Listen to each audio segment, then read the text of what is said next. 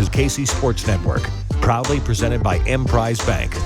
What's going on, everybody, and welcome back to another episode of No Other Pod. I'm Jimmy, along with my good buddy, Daniel Captain America Kooser. What's going on, my friend? Listen, buddy, why are we still talking about stuff in December? I'm just trying to enjoy my holidays, and MLS wants to continue to be relevant in my life. Yeah. So we're here. There's stuff. I'm excited. What, like 4 days ago? Because we recorded last week a little late. Now we're back to our regularly scheduled programming. But there's been enough news to talk about, so that's kind of exciting. Right. I know, man. I know. God dang, how was your weekend, huh? You do anything fun? What did I do this weekend? That's a great question. I watched a lot of NFL football. Did some of that. Watched Everton win their fourth straight game on Saturday. That was fun. So okay, we're like climbing back up those standings after that stupid-ass 10-point deduction that they subject us to. We've already made that back up and then some in the span of about a month. So, well, listen, I watched probably one of the best college basketball games I've ever watched. Oh, yeah? And I think, dude, if you're a neutral fan and you were watching KU and Indiana the other day, it was truly exciting. Yeah. I mean, KU never had the lead till the very end. Yeah. They were down by 13 at one time and then managed to win by 4. It was edge of my seat bonkers. I don't get it. That's top 2 team in the nation for you. What are you going to do? That is. I watched a game that was probably equally as exciting and important. That was today. It was a college football game. It was the well-known and highly touted famous Toastery Bowl in Charlotte, also known as the Bahamas Bowl, normally played in the Bahamas, but it's the famous Toastery Bowl in Charlotte, North Carolina this year, where Western Kentucky came back from 28 points down to Old Dominion University. Oh, wow. It was an instant classic. My parlays hit because I picked the over and Western Kentucky plus 6.5 points. So let's go Hilltoppers. Good times. Hell of a deal. It was a bowl season. I don't know if you're a college football fan, really. I know you're an Alabama fan. They're in playoff. So it's, but bowl season's wild because you get things like the famous Toastery Bowl and they happen at 1:30 p.m. on a Monday and it doesn't make sense, but you see crazy things like that happen. So it's a fun time. Hey, KU plays next Tuesday at 8 o'clock. That could damn well go into midnight, as we know how college football goes. So, yeah, what a wild time. Yeah, it is fun. But there's quite a lot. I mean, MLS made some waves this week. We're certainly going to talk about some decisions they're making that are not sitting well with a lot of people. And then it looks like we don't have official confirmation, but we're pretty 99% sure that somebody messed up and accidentally leaked Sporting KC's home schedule this year on Monday. Schedule gate, man. It's here. Schedule gate. Someone messed up and we're all just okay. And I'm over here checking my calendar to these dates. I'm like, I will have to miss that one. Okay. Make sure April 13th is free. Okay. Yeah. So supposedly that's when Miami's coming. Hell of a time. We'll talk all about that and everything. But yeah, we're first, there was a new player that was acquired, and we're going to talk about that. Before we get to the new player, we don't have any new reviews this week, but we do have a comment from our YouTube channel, KCSN Soccer on YouTube. So you want to go ahead and read that comment? We get some of these every once in a while, and apologies if we've neglected to read yours on here. It's not a platform Jimmy or I use a lot, and we should be better about checking these. So luckily, my wife loves us to death, and she finds these, and I'm like, please screenshot that and send that to me. But this is from Alan Wiley, 7207. A couple of days ago, he said, you guys do a great job. I just came across your channel today, but I can already see you really take what you do seriously, and I love it. What do you guys think of Sporting Kansas City's acquisition of Vargas? Well, Alan, first off, thanks for commenting, and thanks for telling us good job. But what do we think, man? I mean, 20 years old, forward, kind of a pathway to the pro situation. Yeah, he played for Sporting Kansas City 2, had a very good 2023 season in MLS Next Pro. He had 21 appearances, 6 goals, 5 assists. He drew through penalty kicks. He helped the team reach the MLS Next Pro playoffs. like you said, 20 years old. He signed a 3-year MLS contract through 2026 with a club option for 2027. So this is a first team signing. He's a supplemental roster signing. So in that, 25th, 26th roster spot. He's from Honduras. He will occupy an international spot. He's from San Pedro Sula, which is the same birthplace as Roger Espinoza. Fun fact. So kind of coming in that Sporting KC path to the pros pipeline, like you said. He can play as both a striker or a winger, I have to assume, with Alan Pulido and Willie Agata both supposed to be back next year. This is probably more of a winger type move. But this is a guy who, he's still very young, 20 years old, even after the end of his first contract with Sporting Kansas City. If he makes the full 3 years, he'll only be 23 years old. And it seems like he's got quite a lot of potential. And obviously, Benny Feilhaber must have had very good things to say about him to Peter Vermees, and Vermees was very familiar with him. But I know you would try your best to watch some Sporting KC2 every now and again. It's hard with so much soccer, but is this a guy that you remember watching when you would get eyes on Sporting KC2? Oh, and if I wasn't watching games, I was always reading the game recaps. Yeah. So this is a name that I became very familiar with. I will tell you something I continue to watch. I'm literally watching it right now. Is that scissor kick goal from July 30th, and it's just like, oh my God! Yep. Like the athleticism is unmatched. This man got a hat trick in their 6-1 thumping over Portland Timbers too. He seems like he's got a nose for goal.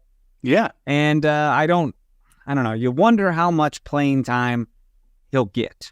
Right? It's strictly a depth thing, right? And probably they're cheaper, a little more affordable. Certainly. I have to imagine this is on like a league minimum contract, which I think is $84,000, or it was this past year. So I don't know what He's 20 years old. That sounds pretty good. I mean, hey, if I was making $84,000 when I was 20 years old, I would have been very irresponsible probably with it. Jimmy, but I wouldn't mind making $84,000 and I'm 38. Right. Exactly. That is, especially in Kansas City, that is very good money. You can live quite comfortably on $84,000 a year. But the thing that's, I think, most exciting about Vargas for me is he only made his MLS Next Pro debut on April 24th. This isn't one of those guys who sometimes you hear about. They've been with Sporting Kansas City 2 for, 2, 3, 4 years, or, a handful of years ago, there were some guys, Christian Duke, who were, well into their late 20s that were still playing in the USL affiliate of Sporting Kansas City. Not that there's anything wrong with playing with a USL side, but once it transitioned to MLS Next Pro, it definitely took on more of a strict developmental league. And so to see a guy make his debut and then not a calendar year later, barely 6 months later, he's already getting a first team contract. That's pretty exciting. He's a guy who can probably put on a little bit of weight in terms of muscle. I mean, he's 6'2". He's not a small dude, and he's already up to 170. He could probably get up to around 180 or so if he put on some lean muscle. But I kind of like that this is a versatile guy who can play across all three positions on the front line. It's pretty great. And he's there in the sense to where he could be sent down to be with SKC2 as well. Like to get some minutes. We see that all the time throughout the year with first team players going to get some minutes there. So I fully expect that. Absolutely. And then maybe to be showing up on the bench for some late minutes in a game or something. Yeah. Because we got Willie Agata there, man. We got Kyrie Shelton, Daniel Shallowy, Johnny Russell. Our front line's looking pretty fine, right? Yeah. I mean, Johnny is getting older. And there are some times where he has some injury concerns, and when Johnny was out with injuries, and Afrifa as well. Sorry, I left that out. Afrifa is up there. That's why I think between assuming Afrifa continues his development, between Alan Pulido, obviously striker 1, Willie Agata, striker 2, and then Afrifa, assume is striker 3. I don't think that Vargas is the lone winger we may sign this year. I wouldn't be surprised if you got another guy who could get some consistent minutes potentially, but Johnny's had some injury concerns over the last year or two. Kyrie at times has been injured, not a ton, but there's been some. And so outside of if Johnny goes down, you have Daniel on the left, Kyrie on the right, and then basically just Marinos Giannis who's left. So it's really good for depth to have somebody like an Elenis Vargas, who is probably more of a future potential developmental signing, but you're confident enough in what you've seen in his first handful of months with the MLS Next Pro team that you're like, give him a first team contract. You're right. Probably keep getting him minutes with the second team, but if you can get him up into the first team, get some minutes, get him some depth time, I would say this would be the perfect situation for him to see some U.S. Open Cup time. But okay, that's not probably happening the way the rules are written now, which we'll get into later. But yeah, I mean, we can do a eulogy if you want, but pour one out. But I'm excited. So I'm appreciative of the question on YouTube. I think Elenis Vargas is a low risk, high reward signing, if you will. So I'm excited to see what comes from it. Yeah, I agree, man. It's low risk, right? Absolutely. Can't beat that.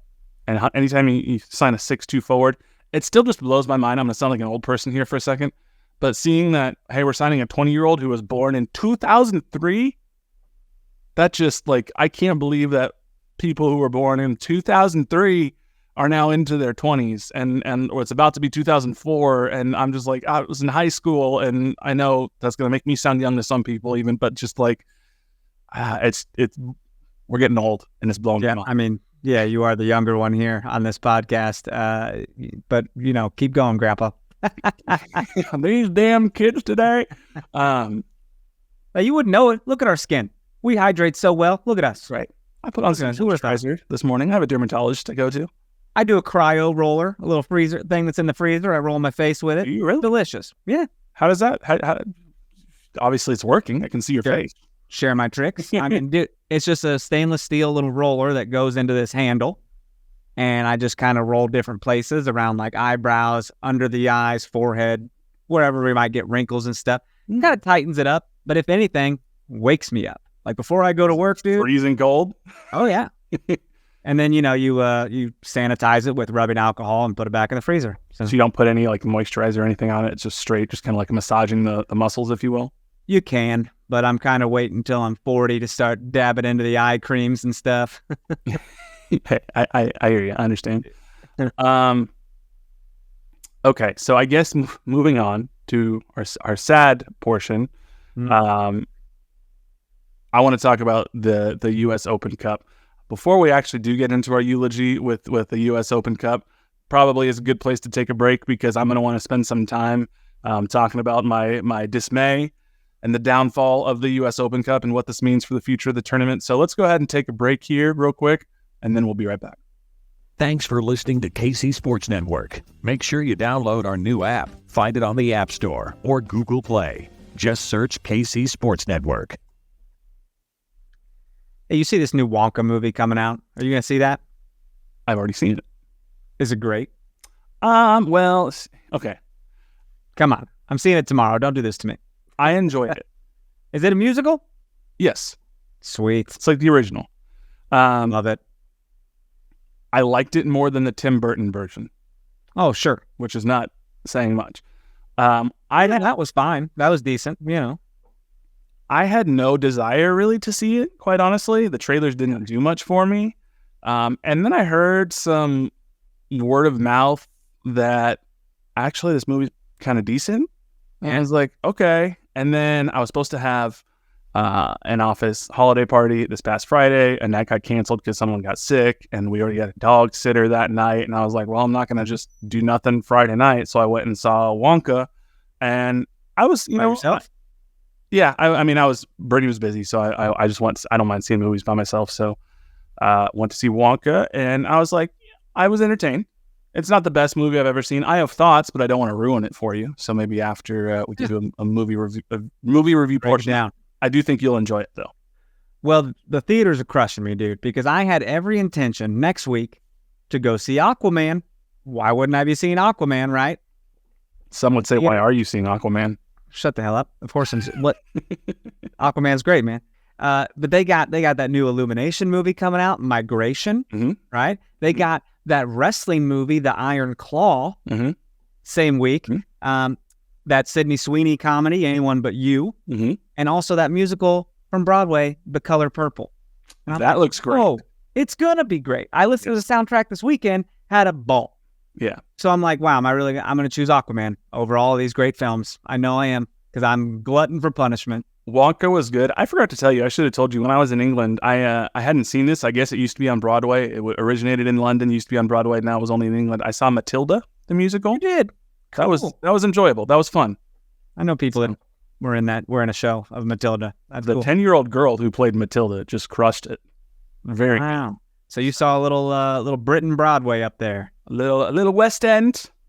So cool. It was, but it was great. We saw Matilda in the theater it was originated in before it came over to America. So I love that. Yeah, West End theaters, at least the ones I were in, significantly smaller than Broadway theaters or like the Pantages in LA. Pretty big theater. They don't have like grand, at least the ones in the one I was at in West End. They don't have like grand entrances like a lot of the theaters here do, where then they like shuffle you up to the balcony or whatever. It's like, oh, you're in the balcony, go through this little side door in the alley, you're going to go up a tiny little staircase, we're just going to spit you right out. There's a tiny little bathroom and then the balcony, and that's the only part of the theater you can access. You're going to go into this alley, there's a guy there named Hank, he looks scary but he's really nice, he'll show you to your balcony seat. If he tells you dropped something, don't listen to him. Yeah. Oh my gosh. If you need to use the bathroom, do the alley. Right. But it was good, so I enjoyed it. Sweet. So that's awesome. All right, we've procrastinated long enough. Here we go.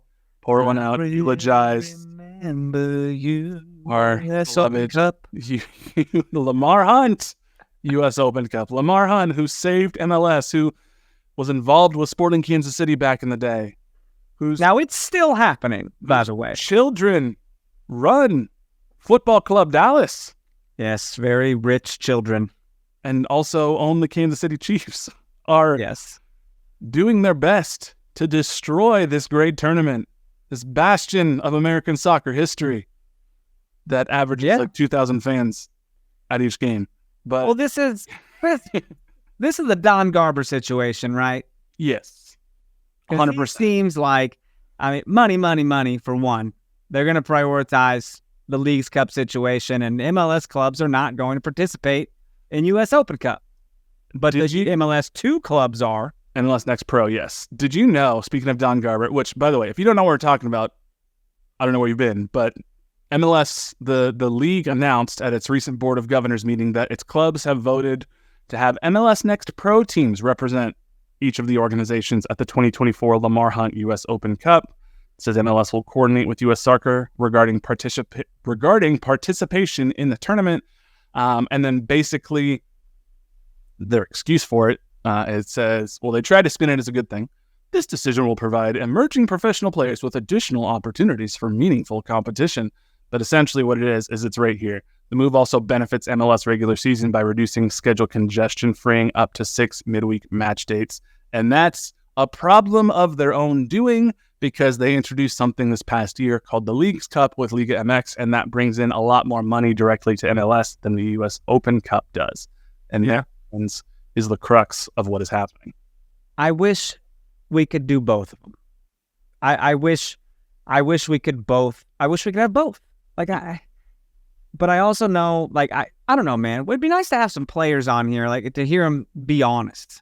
But I'm not sure they would be honest, because I don't think anyone's ever honest. I think Sasha Kljestan kind of tried to be honest at first with his original tweet, because if you look at sort of what he said, oh shoot, let me go find it. I had it. Did he get muzzled? He had a tweet, and then he had a follow-up tweet where I was like, oh, someone got an email from Daddy Apple. Someone got in that ass. Someone said, no. So he quote tweeted Jeff Reuter, who was the one who broke the news, and Sasha said, not a fan of this. U.S. Open Cup is the one competition we have in our sport that actually has a rich history here in the States.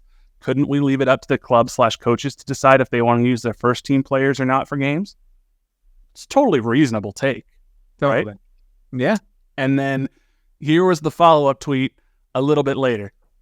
I loved playing in the Open Cup. Some others didn't. I understand the changes, and hopefully we see MLS teams back in the tournament in the future. And I think it's I understand the changes. Someone was like, I'm not telling you can't have your thoughts, but don't criticize the league. And I think that was his attempt at being like, okay, I'm trying to walk this back a little bit. Yeah. Of 100%, course, that's what it was.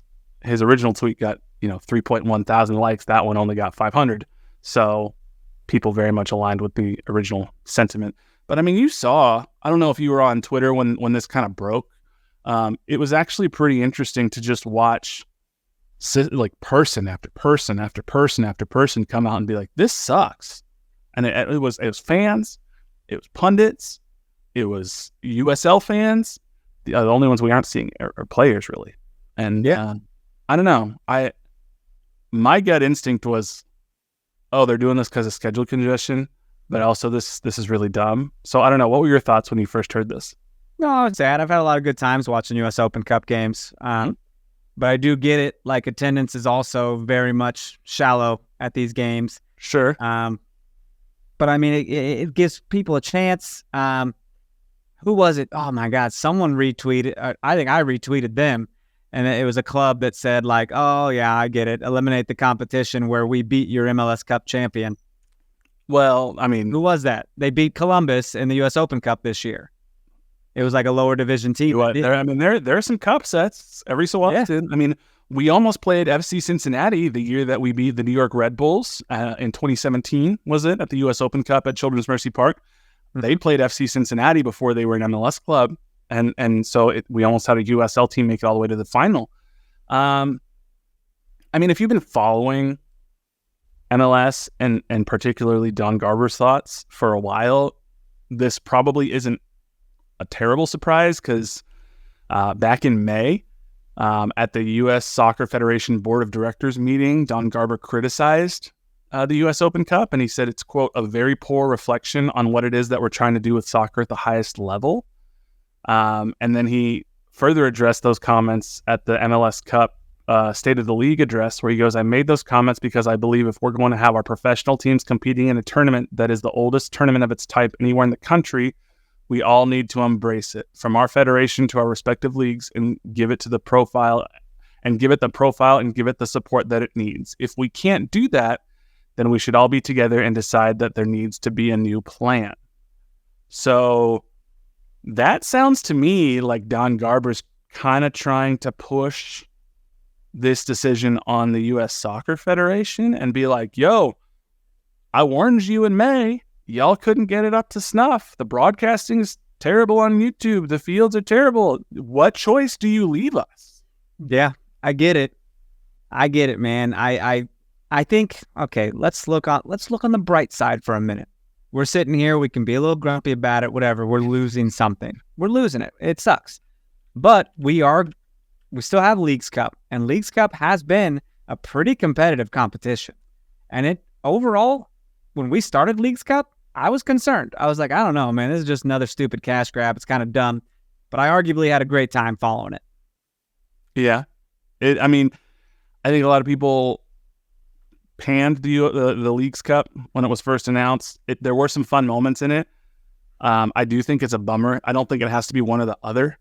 I mean, you look at European teams, like they play a ton of games. They got the Carabao Cup, they got the FA Cup, they got the EPL regular season. Some of them are in European competition, so they can have, 4 or more tournaments or competitions going on at the same time, and they figure it out. And we just have Champions League and Leagues Cup and regular season. But Champions League's so small that exactly. This isn't. The thing for me that I don't understand is it felt like there wasn't a problem to fix here. I think MLS just got mad that they weren't making money directly off of U.S. Open Cup. And they couldn't control the product. And I think maybe they thought it reflected poorly, which is their prerogative as a business. But it does suck. And, our producer, Nick, mentioned in the chat to us that he saw Jimmy Conrad talking about this. And we had Jimmy Conrad on recently. I'd love to have him on again to talk more about this. But he put up a great thread about this. He talked about it on CBS Sports Golazzo. There is some language within the U.S. soccer. I don't remember if it's the charter or if it's the sanctioning rules or what. But basically that says clubs that participate in sanctioned leagues or sanctioned leagues must have their clubs participate in all CONCACAF and U.S. soccer tournaments for which they are eligible. So that leaves the question, okay, well, then by rule, to be sanctioned the way MLS is by U.S. Soccer, that seems like MLS clubs should have to participate in U.S. Open Cup.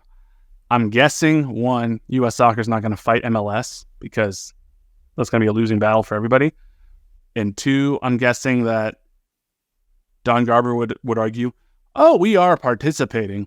We're just having our second teams participate. It's not that we're not. It's just that our first teams aren't participating, which that's where you start getting into this weird, tit for tat bullshit.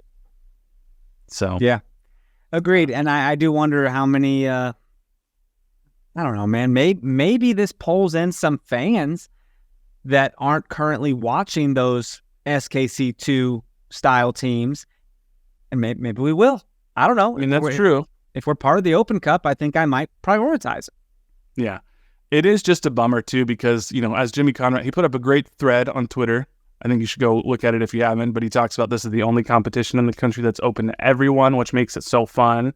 MLS should be helping embrace the competition and make it better. He talks about how one of the proudest moments of his career was winning the Lamar Hunt U.S. Open Cup and getting to celebrate it with Lamar Hunt himself. But then he has this really interesting tweet where he says some of the solutions, instead of just backing out of it, can expand the rosters, raise the salary cap, let the clubs decide on their own how to approach this. But basically just saying, like, there are so many other ways to do this, and I think MLS just ultimately was like, we're out. And that's a real bummer. It is. Sure is. I mean, one of my favorite memories at Children's Mercy Park was watching Matt Beasley raise the U.S. Open Cup in 2017. That was awesome. Hey, one of my favorite memories was painting the wall with Matt Beasler for the U.S. Open Cup 2015. Mm-hmm. And even that game, even though it was in Philadelphia, how much fun was it to watch Jordy Cantilla step up to the spot and hit the game-winning penalty, and then he's ripping his shirt off and he's running around like a madman, and the lore that now surrounds Jake, I go. Like, that's what he said to Jacob Peterson before stepping up to hit the winning kick. It's just, it's really sad to me. But at the same time, how many of us... Peterson has had more mentions on this podcast than I can count. I do also understand that it is, from a financial standpoint, it is hard to continue to justify when, for some of those early round games, you're pulling a handful of 1,000 people on a Tuesday night. So yeah, just it's a bummer it had to come to this. Yeah, so it is. It sucks it had to be one or the other and couldn't do both. And whatever. Maybe we'll see less injuries in the league or something. I don't know. Do you think? I mean, I don't think the Leagues Cup can ever get to the same level of history. I don't mean history's not the right word. It's never going to be the same as the U.S. Open Cup, where it's 100 years old or whatever. But even though people didn't take the U.S. Open Cup seriously in the early rounds, I feel like by the time you got to the quarterfinals, semifinals, and certainly the final, people got up for it. Yeah, it was sold out when we watched them win in 2017. Sure. Yeah. I don't know if the Leagues Cup will ever be quite like that. I mean, ask Houston Dynamo if it's not a serious competition. I mean, they just won this year, so. I know, and now the Dynamo are going to be the last ever MLS team to win it. That sucks. Yeah, but just to take it away as well, it's like it probably makes them feel a little bit like, okay, so it looks like this was some rinky-dink competition that we just scrapped, and so our win doesn't feel as great, For sure. So, I don't know. It is a bummer, but there's also not much that we can do. Voice your displeasure if you want to. I've heard some people mention that they've been talking to season ticket reps or whatnot. So the St. Louis supporters said that they are not going to do any organized supporters activities at Leagues Cup matches in protest of this decision. No kidding. No. Yeah. The ISC made a statement. They are very extra.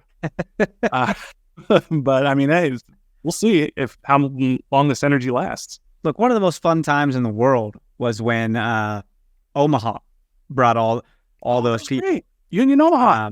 Yeah, so much so that my seats got upgraded to better seats so they could put Omaha people. There were 3,000 people.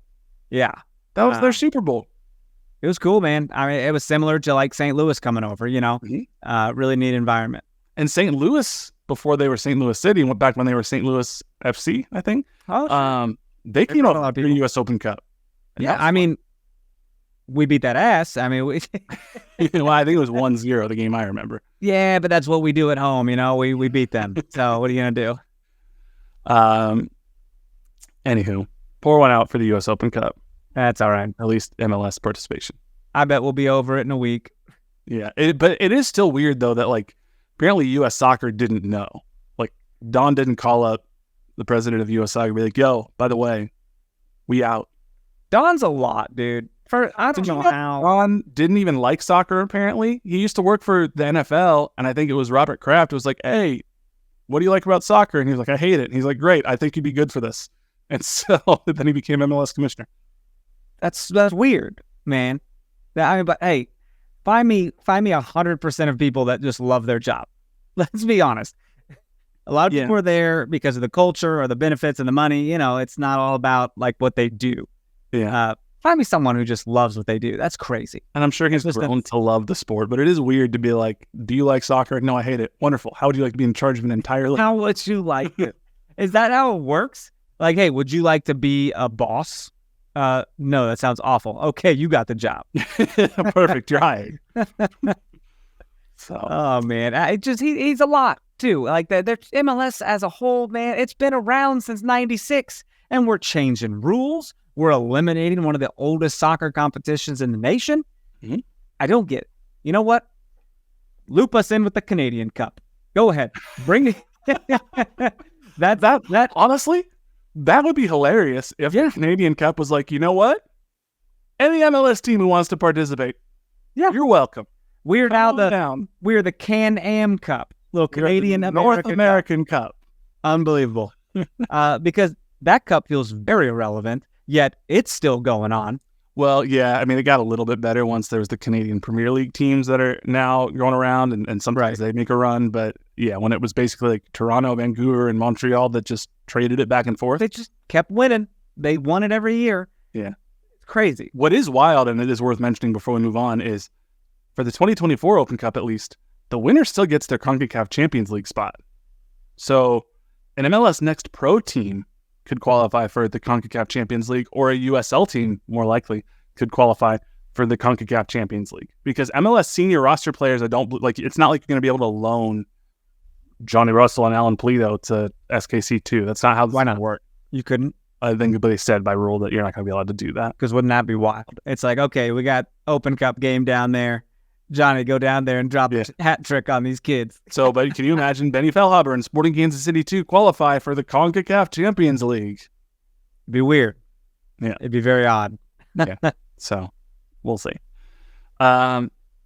Moving on, today, this afternoon, 2 p.m. Central Time, is the 2024 MLS Super Draft. And not that we're expecting a whole lot out of this.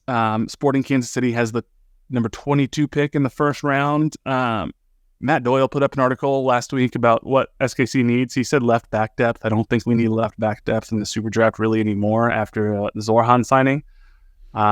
Goalkeeper. Why not center back? Maybe. I don't know. I mean, I guess we got a Frifa, if I remember correctly, in the Super Draft, and he's had a couple of minutes. But other than that, we haven't really had anybody since 2015. So is this a case of, I'll be checking Twitter and seeing who Sporting picks for you, and that's about it? I'm not going to check, right? I'll probably get the email, as we do. A few hours later. But, if you all are listening to this today, as the draft is going to happen, I guess there is an Apple TV Plus whole show that, like, Andrew Wiebe is a part of this. It's a whole presentation. That's a company man right there. That's a company man. He's the one man who I saw out there staunchly defending this U.S. Open Cup decision, and I was like, this man knows where his bread is buttered. Yes. Yeah, he knows where the butter is coming from, indeed. But no one loves Leagues Cup more than Andrew Wiebe, and hey, I respect it. Good for him. It's fine. Absolutely. I mean, you're not going to trash your job, for God's sakes. You know what I mean? No, not publicly, at least. Not publicly, yes. Toronto has the number 1 pick tonight. Their needs are basically everything. But I don't know. I mean, it's not unheard of that a player comes out of the super draft and becomes a quality player. I mean, the most recent player probably to come out of the super draft, he wasn't the number 1 overall pick, but in 2020, Orlando City chose Daryl Dike, and he became a very good forward and ended up getting transferred over to England for $10 million. Well, here's something for you. A lot of super draft picks do not even stay on the team for a second year in a row. Right. You know what I mean? They're moved or they're released, whatever. Dude, wasn't Afrifa from the draft? Yes, a free Was it the draft. Chris Rindov from the draft? Chris Rindov. And they're both still very much a part of our roster. So Is Rindov? that's an interest. Yeah, I think Rindov's still I thought part of us, isn't he? he might be. I for some reason I had I thought Rindov maybe only was on a 1-year deal, but no, you're right. I don't know what I was thinking. Sweet. So, I mean, that's cool, right? Like, it's so something's working there. They're showing something. But when you say the super draft, I kind of say, I'm going to sleep. Like, it's not NFL, right? Yeah, it's definitely, and I love NFL draft. And yeah, sporting exercise contract options on Rindov and Afrifa. For some reason, I thought they didn't on Rindov, and I was confused, but you're right. Say it again. But I mean, it's been a little bit since, like I said, Daryl Dike in 2020. But in terms of like impact players who were the number 1 overall pick, I don't know. I mean, Frankie Amaya kind of in 2019 for FC Cincinnati. Jack Harrison, Chicago Fire picked him out of 2016 out of Wake Forest. He didn't end up becoming an impact player for them. He played for NYC a little bit. Everton legend right now, Jack Harrison, may I add. But he was playing for them. That's awesome. Oh yeah, I saw him play, and he's getting assists. He's starting. He's doing well. So, I need you to know that arguably the 2 best draft picks of all time just left Sporting this year in Graham Zusi and Roger Espinoza. Like, what a pick! What a couple of picks to pay off as far as longevity goes. I mean, Peter had a run there for a bit. Chance Myers, yeah. Dom Dwyer, Matt Beasler, Graham Zusi, Roger Espinoza. I mean, that's a hell of a run. And that was kind of the ending years where, like, okay, this is not where you get your players from all the time. We can look outwards. The league is growing. We can bring in an Alan Polito. It's wonderful. Yeah. I think what's interesting is, like, it's not like the NFL draft or the NBA draft where it's like, the number 1 pick, especially NBA. Yeah. The number 1 pick is more often than not, like, there's a can't miss guy. I don't understand the NBA one. This guy or not. Yeah. But I mean, there's usually a guy or two that are the consensus. That's the NBA guy, that's the NFL guy. Sometimes even in baseball.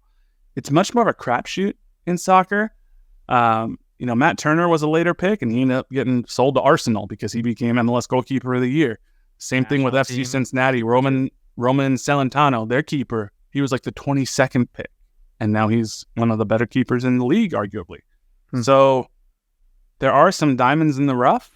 There's no rhyme or reason as much, it seems, and that's probably because college soccer and the scouting network's not as good, and there's not as much funding.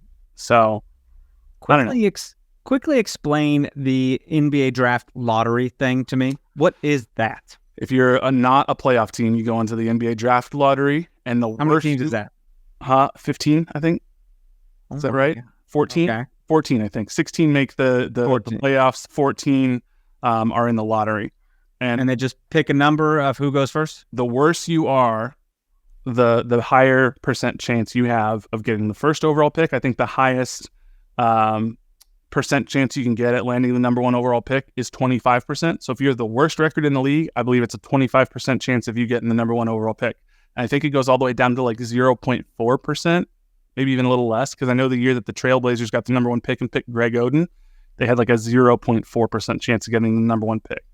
So then they basically literally do a lottery, and you can either stay in your spot that you're allotted, or you can move all the way up to like a top 3 pick, top 2 pick, top 1 pick. And it's essentially their way of trying to combat tanking to an extent, which doesn't really work because teams still tank to try to up their chances of getting the number 1 pick. But I don't know. Interesting. I've never known that. I've always heard about it, and I'm like, I've never really studied it. And then there's always conspiracies. Look at the frozen envelope conspiracy to see, ways that they can rig it up. They want the Knicks to actually get the number one pick or whoever. But yeah.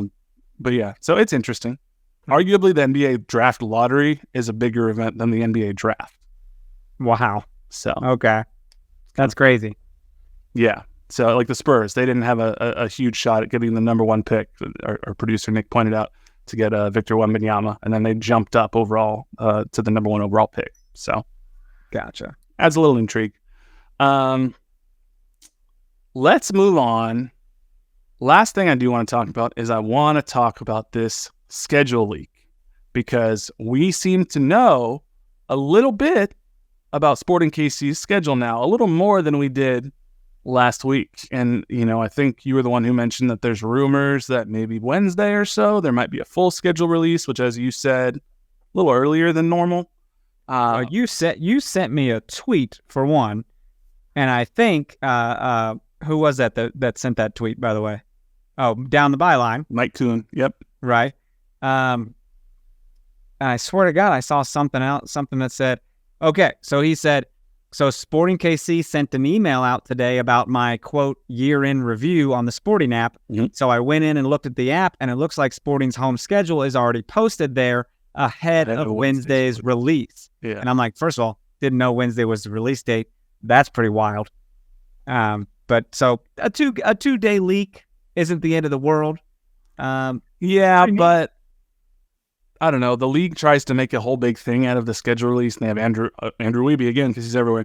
They do like a whole Apple TV thing, and they're like, oh, let's talk about what are the games you're most excited about, which it's a little silly because we all know by and large who's playing who. It's not like, some of the other leagues where it's like not, NFL, not everybody plays everybody, but looks like we're playing St. Louis at home twice, which I assume we're going to St. Louis once. So, because we went there twice this year, right? We did, yeah. So what we don't know is we don't know the away games. What this does seem to confirm, because we have no reason to doubt that this isn't accurate, because not only did it get posted to the Sporting KC app, people on Twitter started reporting, who are season ticket members, that they saw in their SeatGeek app, SeatGeek had uploaded Sporting KC tickets for all the home matches into their app, which matched this list. So somebody done messed up somewhere, or a couple of people. If this is true, man, Lionel Messi's coming here April 13th. Mark your calendars. Bananas. So here are my big takeaways from this. I have 3 big takeaways. Number 1, we're starting the MLS season on the road, because our first game is not until March 2nd. That is almost certainly the second match week of the season. So we're probably starting on the road somewhere. Against who? We do not know. But the last couple of years, the season started in the last week of February. So I'm going to go out on a limb and assume that our home opener will be our second match of the season, and that will be against the Philadelphia Union.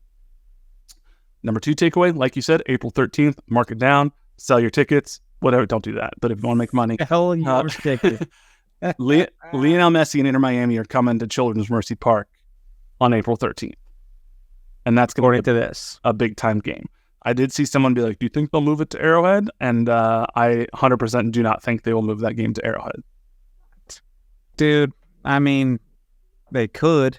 I don't think they will. I would hope not. No, they're going to want that game to be in Children's Mercy Park. All the eyes on that stadium. It would look... The reward is sure, you could sell more tickets. The risk is you're probably not going to sell 70,000 tickets to see Inter Miami play, and then you're going to be showing a partially empty Arrowhead. No, show a packed Children's Mercy Park. Show the environment that Sporting Kansas City can bring. That's what I would do. In standing room only, there'll be 21,000 people there. Yeah.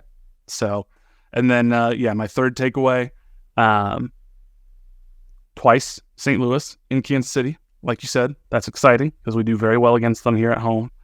And then it would seem that more likely than not, the season is ending at home on Decision Day, October 5th, assuming the schedule lines up about the same. LAFC.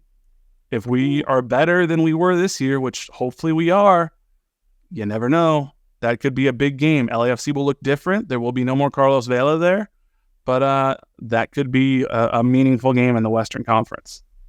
So, agreed. I don't know. It's interesting. Like we said, we don't know when what the away games are. we only have one home game in the month of August. So from June 29th until September 18th, there are only 3 home games in the month of July and August. So that's an interesting stretch there. There's probably some Leagues Cup in there. Sure. But that's going to be a little bit of a stretch. But there's other than that, 3 home games in March, 3 home games in April, 2 in May, 3 in June. So there's quite a lot of home games, especially to start the year. So plenty of opportunity. Try to get some points early and not go winless in the first 10 like they did this last year. No doubt. Yeah, no kidding. So, I mean, is Miami the one that you're most looking forward to, I guess, if you could say, just because the spectacle of it all? Sure, obviously. And then right next to that is St. Louis twice at home. That's just it's an unmatched environment. Everyone's like, how can you, my seats are over there, right? And it's like, how can you sit in that environment? I'm like, it's badass. Like, it's not violent. I'm not getting in fights or nothing. It's just fun. I mean, that 3-week stretch, April 7th, Portland at home. That's always a battle. April 13th, Miami at home. It's going to be wild. April 20th, St. Louis at home. Back to back to back, big time home games. That's a big stretch. So, yeah, we'll see how that goes. But I don't know, man. I'm looking forward to this. It's not even Super Draft time. It's December 18th when we're recording this, and we're already getting schedule news for 2024. This is weird, man. I swear to God, schedule news is like end of January stuff, right? Like, this is wild. It feels like it used to be. Yeah. But everything's accelerating now on this shortened off season. Hit us with it, man. Yeah, a little early Christmas gift. I'm in. Yeah, for sure. I think that's all we got. I mean, hey, for taking 3 days between episodes, that was quite a bit to talk about this week. Yeah, absolutely. So you doing anything fun for Christmas next week? No, not really. And travel to just hanging out. Well, you travel to see family and whatnot, but stay safe. Warm. Your birthday was this past week, right? Did we talk about that? No, it was Sunday. It was yesterday. It was Sunday. Oh, well, happy late birthday. Hey, thanks. And hope you enjoyed celebrating. Yeah, it's all right.